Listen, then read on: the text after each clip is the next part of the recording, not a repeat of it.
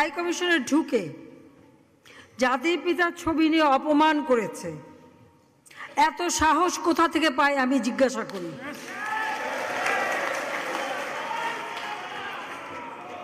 আমি জানি না আমাদের হাই কমিশনে এখন কারা বসেছিল এবং তারা সেখানে কিছুই করতে পারলো না কেন, সেটাও বড় প্রশ্ন। আর আমি আমার প্রবাসী যারা বাঙালি, না আমার প্রবাসী বাঙালিদেরও আমি বলবো যে যারা এই ঘটনাগুলি ঘটিয়েছে তারা চলাফেরা করে না, তাদের দেখেন না।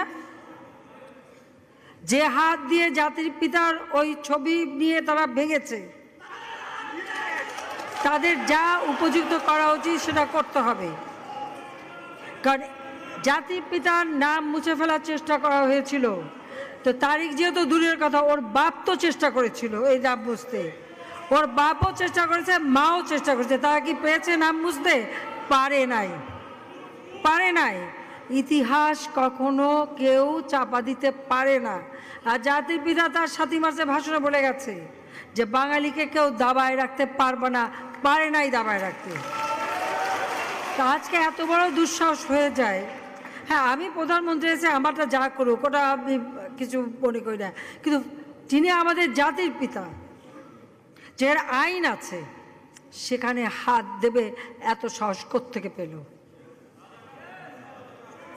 তারেক যে ভুলে